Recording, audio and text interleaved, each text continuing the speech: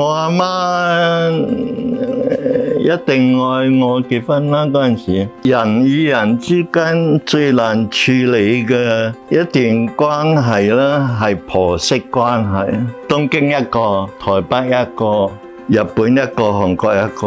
我講呢四個我都中意㗎，平等嘅中意嘅。你揀定唔好同佢嘈。結咗婚以後，我從來冇話出軌啊咩嘢啊。即係你都俾到安全感另一半㗎喎，原來。我俾到㗎，我唔俾到我係冇資格去做呢啲嘢。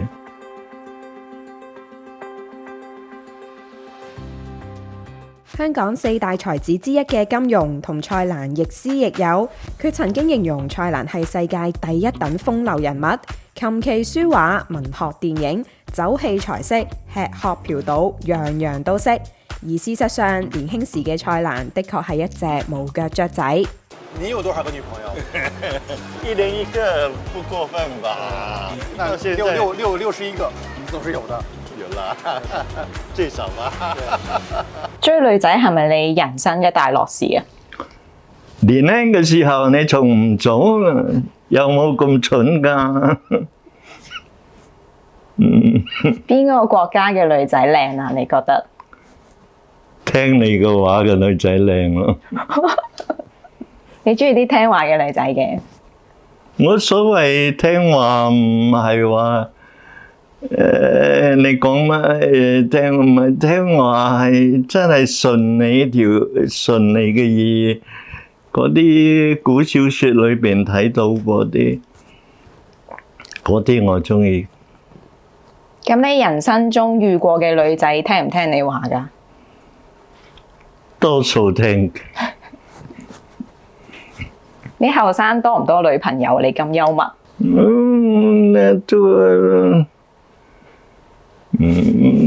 佢哋中意我，我中意佢哋，因為冇去數過。我數過。你嗰個年代唔會要求你專一咩？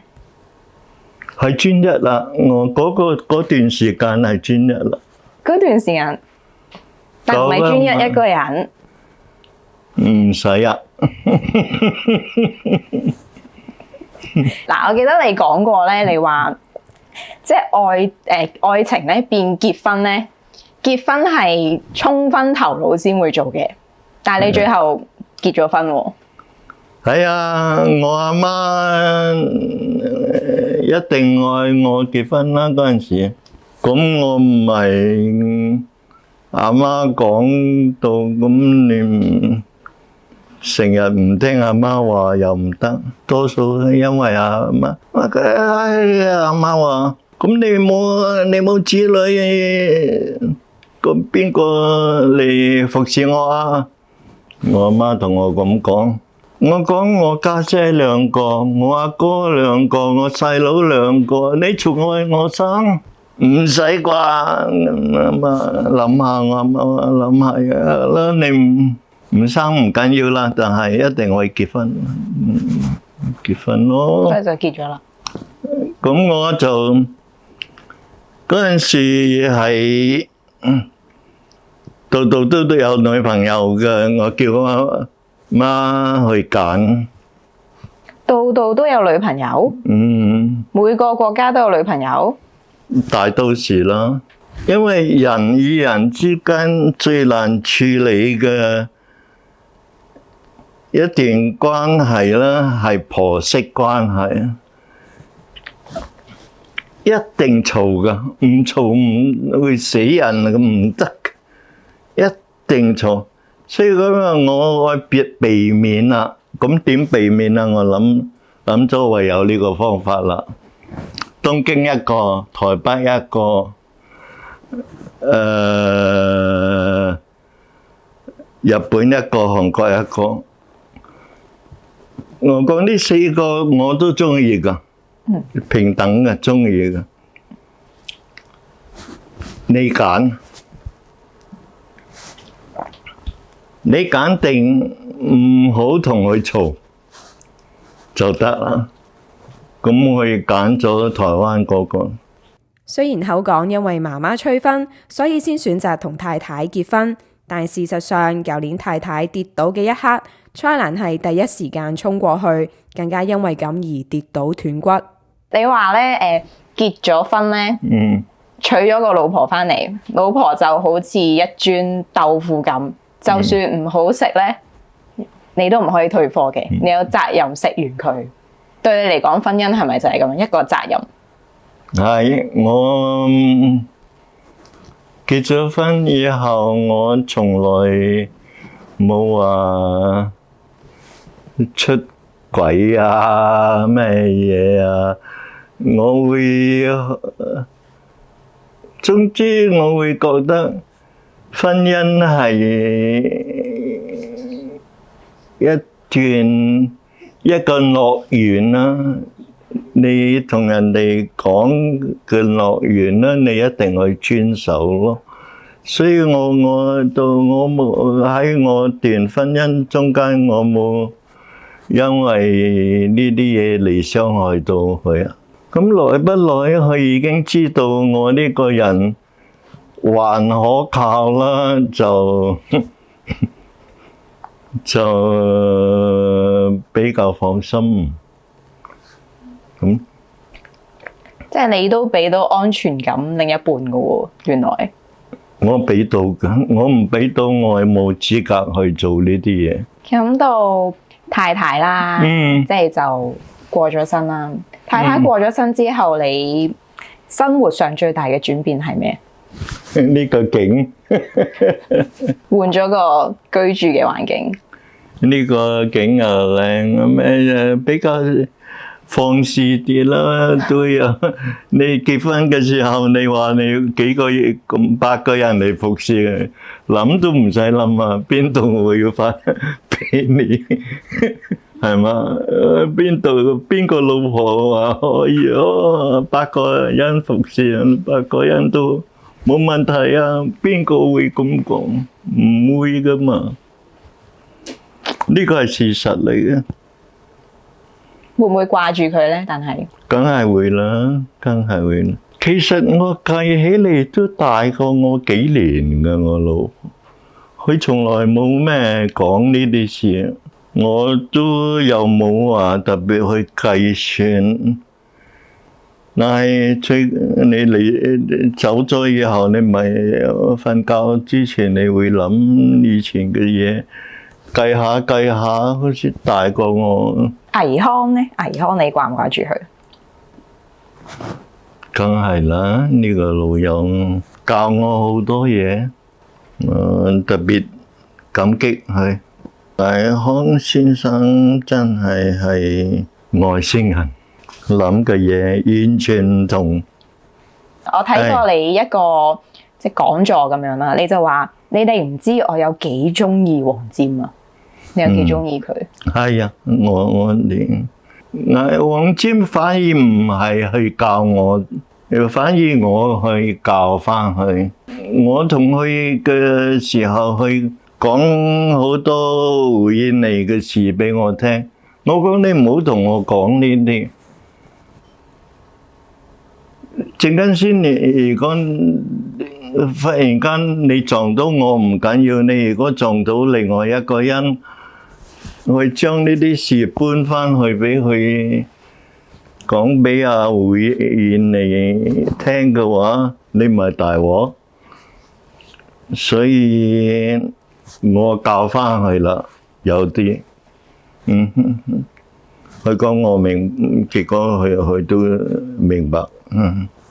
你亦都講過話咧，你哋感情好好嘅，無論邊個挑撥離間，你哋都唔可以嬲大家，因為你3個係最好嘅兄弟。係。你哋係點樣有呢份兄弟情啊？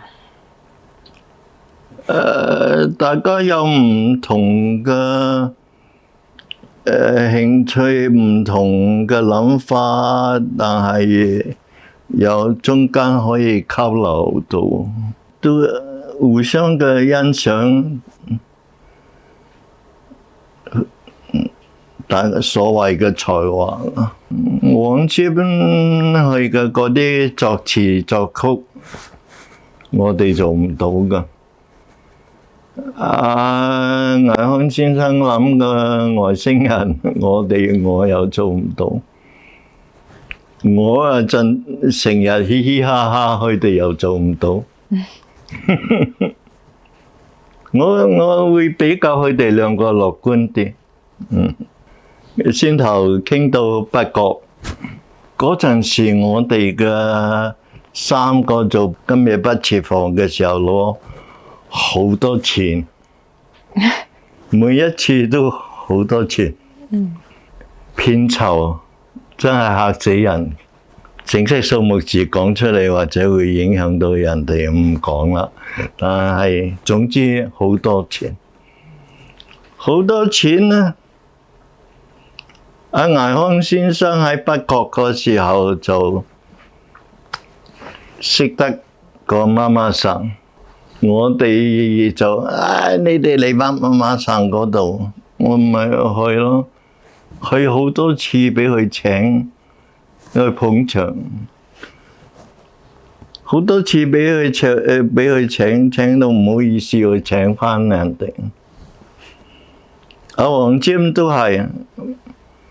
俾佢請好多次，都會請返。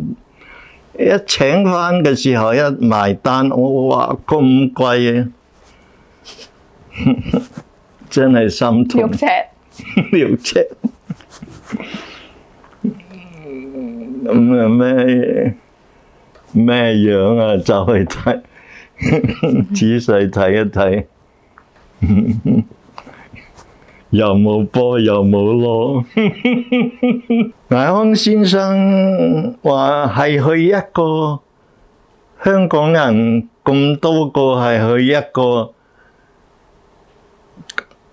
就係用支筆由頭到尾都賺到好犀利。如果佢唔係北角嘅媽媽生嘅關係嘅話，可以最少有幾千萬。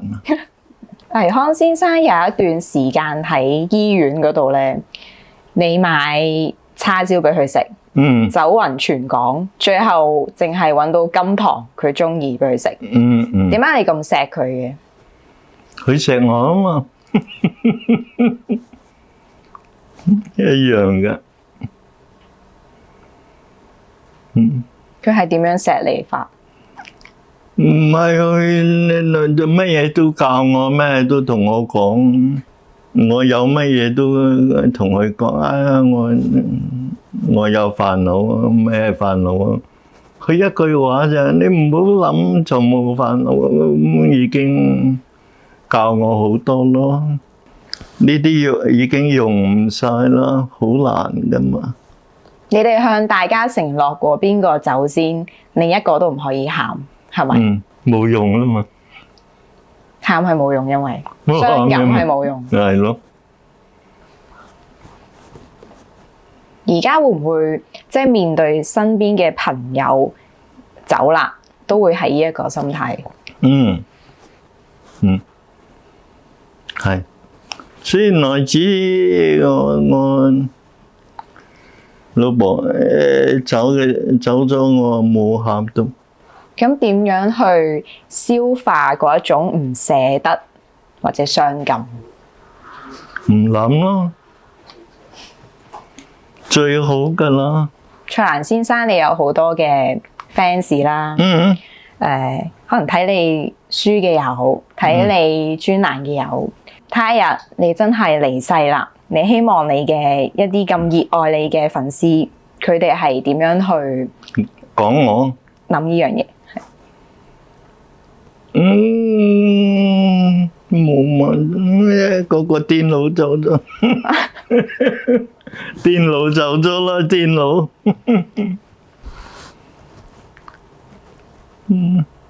好普通啊！一定去經過嗰條路，係一定去咁樣行嘅。你冇辦法避免，你冇辦法避免嘅嘢，悲傷嚟做乜？你冇辦法嘅嘢，你去諗嚟做乜？我真係唔知道嘅，人會知咩？唔會知㗎，又唔想知㗎。其實好簡單，唔使諗得咁複雜。